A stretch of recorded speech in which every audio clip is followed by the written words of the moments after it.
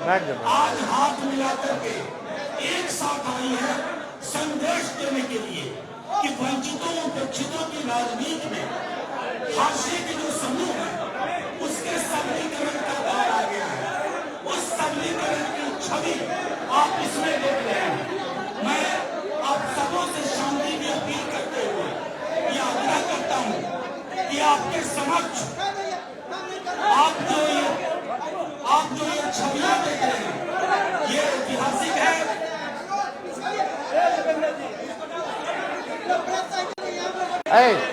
Press के लोगों को जगह दे दीजिए। मैं आग्रह करता हूं कि प्रेस कॉन्फ्रेंस आप प्रेस कॉन्फ्रेंस कवर करने के लिए आए हैं, पूरी शांति से और शिद्दत से इसको कवर करें। मैं पुनः एक बार दोहराता हूं, ये ऐतिहासिक क्षण है। उस क्षण की परिणति आप देख रहे हैं यहाँ बैठे। ये सिर्फ व्यक्ति नहीं है, ये धारा के प्रतीक हैं।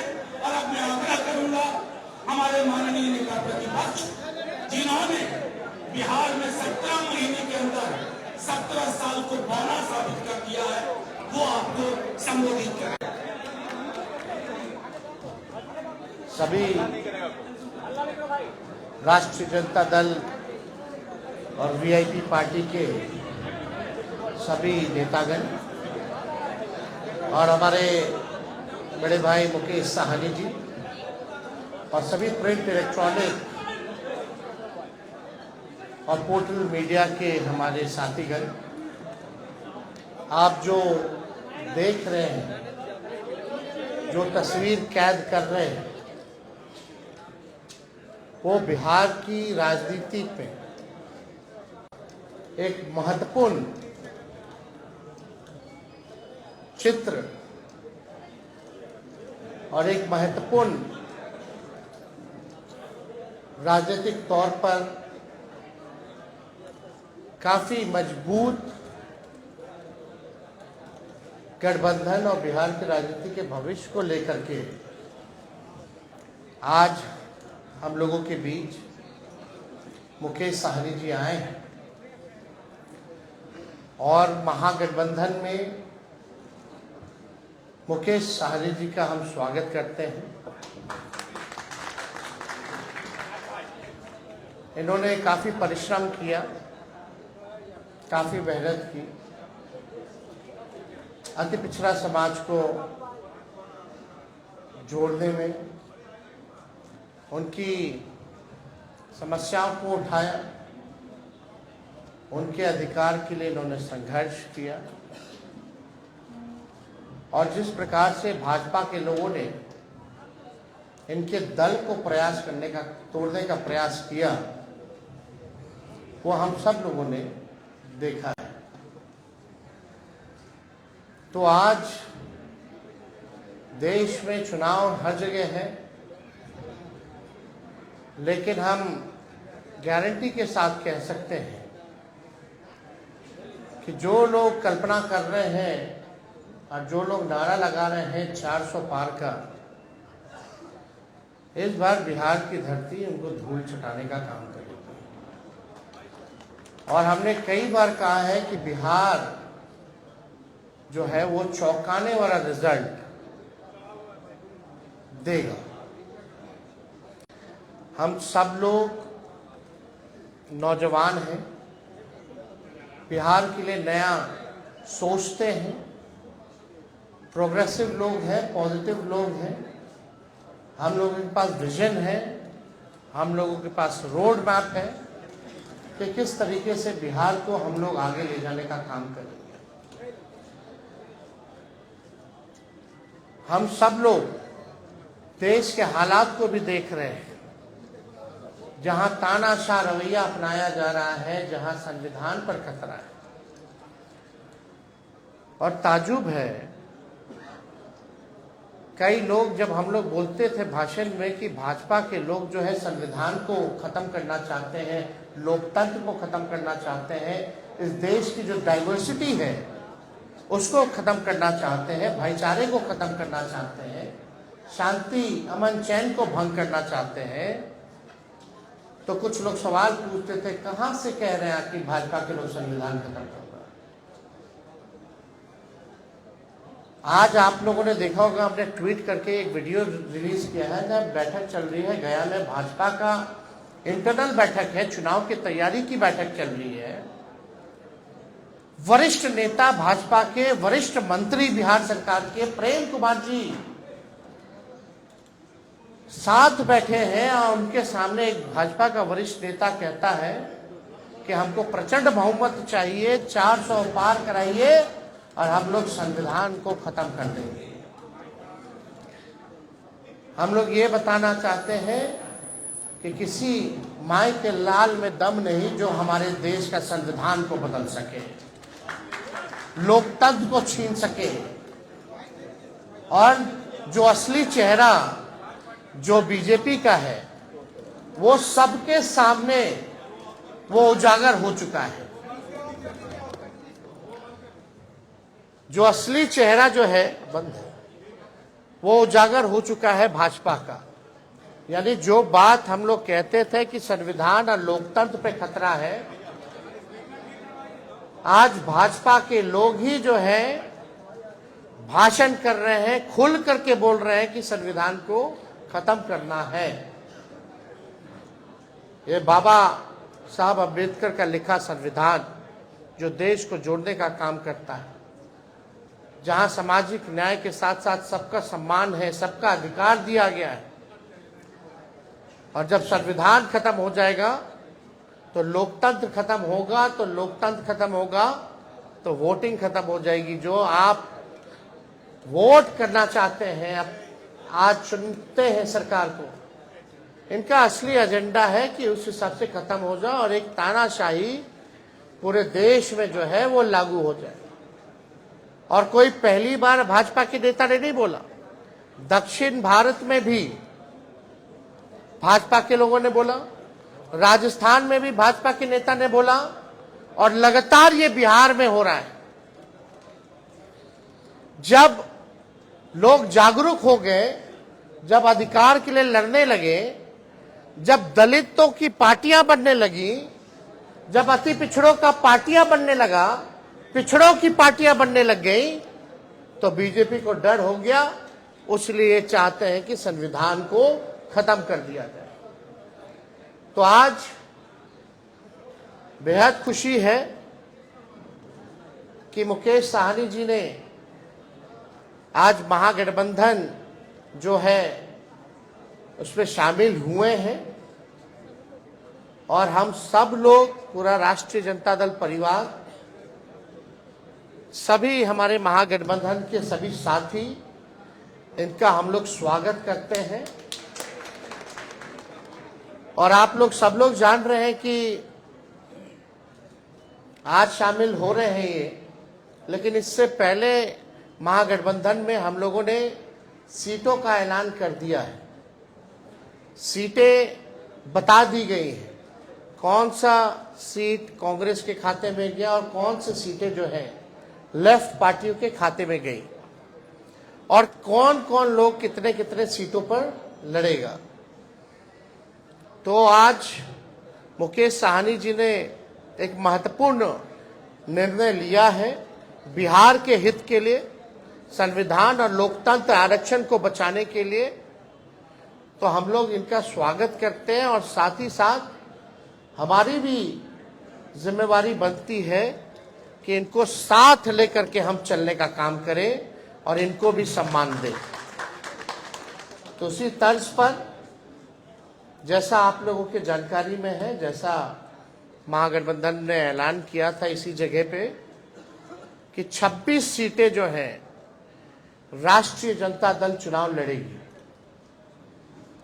तो हम राष्ट्रीय जनता दल अपने कोटे में से उस 26 सीटों में से हम 3 सीट जो है मुकेश साहनी जी को, हमारे पार्टी का निर्णय हुआ कि 3 सीटें जो हैं वो मुकेश साहनी जी को दी जाए। राष्ट्रीय अध्यक्ष जी का भी निर्णय है, और वो 3 सीटें, पहला गोपालगंज है, दूसरा झंझारपुर है और तीसरा जो है मोतिहारी सीट जो है, ये फैसला हुआ है कि ये 3 सीटों पर मुकेश साहनी जी की पार्टी चुनाव लड़े। भले ही अलग पार्टी हो, लेकिन हम सब लोग मिलकर के साथ चुनाव लड़ रहे हैं। यानी चाहे इनके सिंबल पे जो कैंडिडेट हो, हमारी वो लड़ाई है, चाहे लालटेन पे कोई लड़ रहा हो, ये इनकी लड़ाई है। और ये एक मजबूत गठबंधन आगे बिहार के भविष्य को देखते हुए केवल लोकसभा ही चुनाव नहीं, बल्कि आने वाला जो विधानसभा चुनाव होगा, क्योंकि समय तो ज्यादा नहीं रह गया है और आप लोग सब लोग जान रहे हैं कि नीतीश जी का तो जब मन है कभी भी करा ले, कभी भी हो सकता है। तो हमारा जो गठबंधन केवल लोकसभा के साथ साथ हमारा गठबंधन बिहार के विधानसभा के लिए भी है और हम लोग मजबूती के साथ बिहार विधानसभा का भी चुनाव लड़ेंगे। और समय भी जो सम्मान की बात लगातार मुकेश साहनी जी करते रहे हैं, तो जिस प्रकार से राष्ट्रीय जनता दल ने, महागठबंधन ने इनका सम्मान दिया है लोकसभा के चुनाव में, विधानसभा के चुनाव में भी हम लोग इनको सम्मान देने का काम करेंगे। और ज्यादा कुछ हम नहीं कहेंगे। अब हम चाहेंगे कि मुकेश साहनी जी जो है आप लोगों के समक्ष अपनी बातों को रखेंगे और ये जब बात रख लें तो जो आप लोगों का सवाल होगा शांति पूर्वक आप लोग पूछ सकते हैं।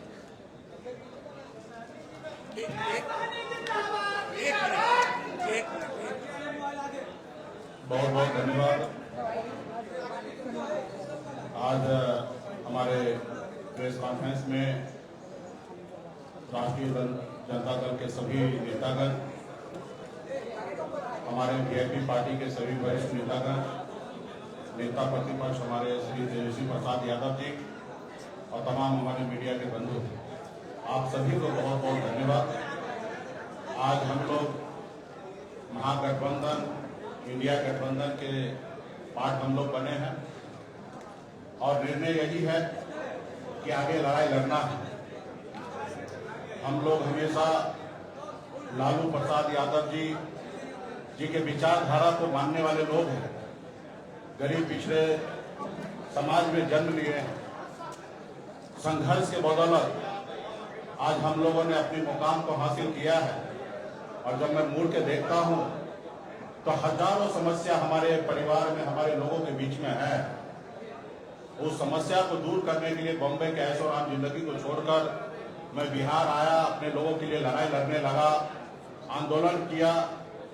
आंदोलन से हमने एक पॉलिटिकल पार्टी बनाया और आपने देखा कि किस तरीके से हमने संघर्ष करने वाले लोग, हम अपने सर उठा के जीने का हमने निर्णय लिया था।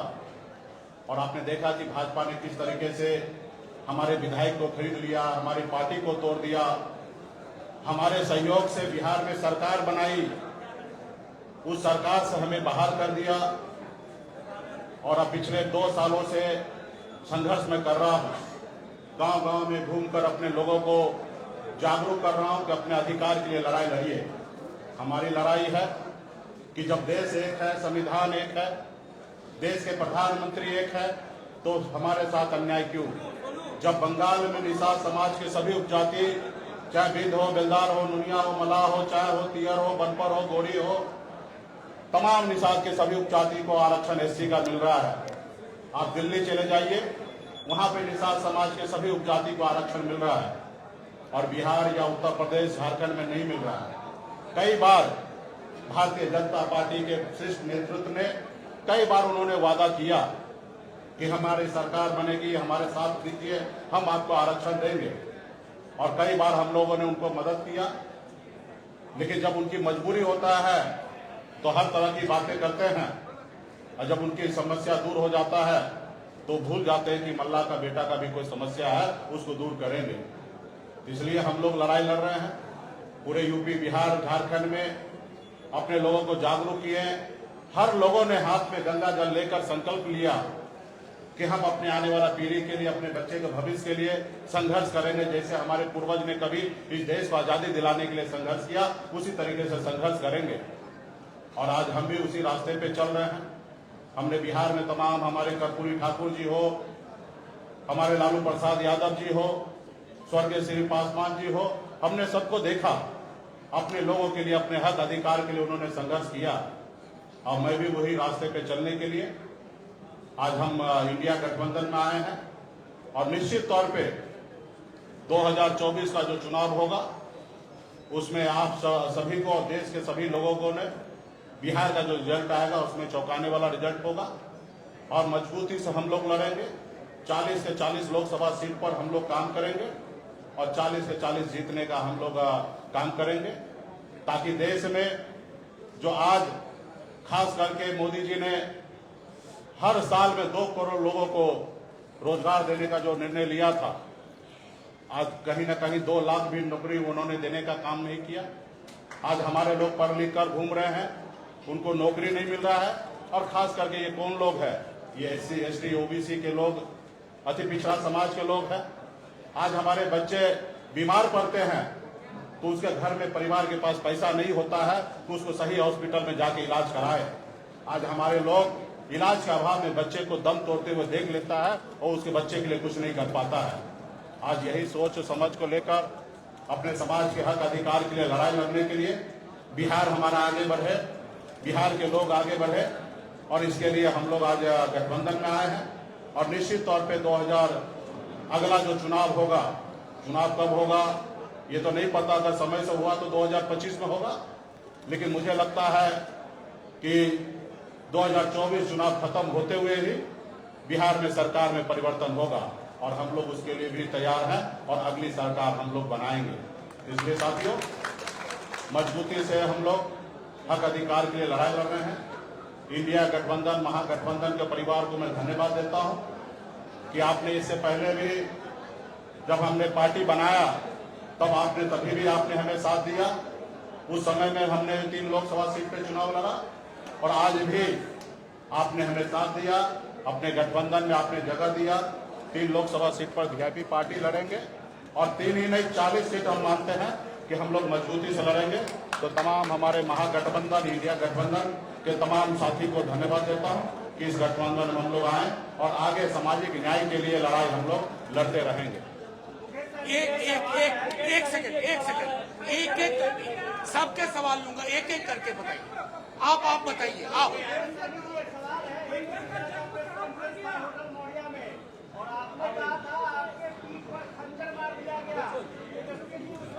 हमें पूरा उम्मीद था कि ये सवाल जरूर आप करेंगे।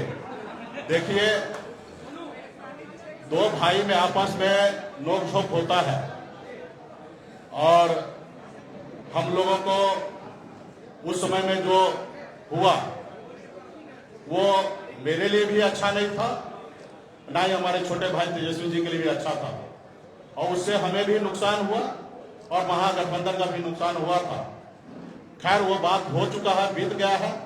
उस समय में तो सिर्फ हमारा नंबर नहीं घोषणा हुआ, इसके लिए हमने थोड़ा सा कह सकते कि क्रोध प्रकट हमने कर दिया था।